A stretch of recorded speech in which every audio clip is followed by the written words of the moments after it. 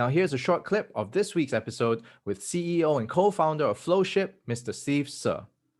And on the note of hiring, I find it very, very difficult to actually process this. When you're first starting out and you go, okay, we'll set this up, we got this doing, and we're getting the MVP up and everything. At the same time, right, for improvement, or at least to even build it up further, how do I even get that first hire in that sense? Because if I don't even know how to do it, how do I ask if somebody in the market kind of knows how to do this and could join me? And that's a very good question, because I think, earlier on as an entrepreneur or startup founder, trying to find the right person or the right hires, it's something that is very hard to learn in the beginning. It's like it's hard to hit the jackpot in the Yeah. beginning, because when you're earlier on, you may think you know what you want, but then once you get the person, you're like, oh, okay, so this person doesn't really fit the culture, doesn't really work like a startup person. I mean, I'll give you an example. Um, it would be nice to have like a finance person on the team, right? And so we decided to go pretty big. And he was the CFO of the finance department, managing 200 people. And so, of course, you're thinking, oh wow, like this person is so connected in the logistics world or freight forwarding world. But when you're doing a startup, you have to get your hands dirty. Like you're really building something new, like a new finance software almost, even, because you have to figure out how to link finance with the logistics or the operations that we're doing, and try not to make it so complex. And then building processes and not relying on people so much to do a lot of the work.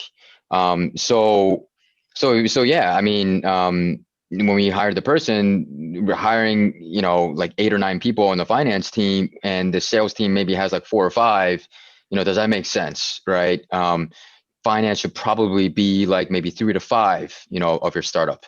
And so, that's where we understood it's not the culture fit, and we like people that are, like to get their hands dirty, build processes, are efficient, and I think in a startup, you have to you learn how to work faster, right? Right. And be more efficient. So yeah, I mean, I think it takes time, to really understand if that person is the right fit. And even today, I'm going to admit it's hard. It's hard to really nail down like the hiring until they actually work with you. And so one thing that we do is, it's more of an Asia thing, and I love it. US doesn't really have this, is having a probation period, right? You have a 3-month probation period, sort of test the waters. If you don't like the person, you can move on from them. If they don't like you, they can move on from you as well, with a very short notice period. So yeah, I mean, that's really the testing period, and they pass the test, and they continue working for us. Right.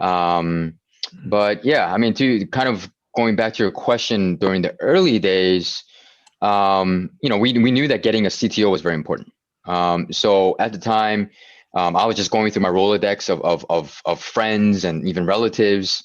And fortunate thing was, my close cousin was a software engineer for Etsy, which is like the handcrafts marketplace. So she was already in e-commerce, and yeah, she became our first CTO. And yeah, very, very grateful for that one.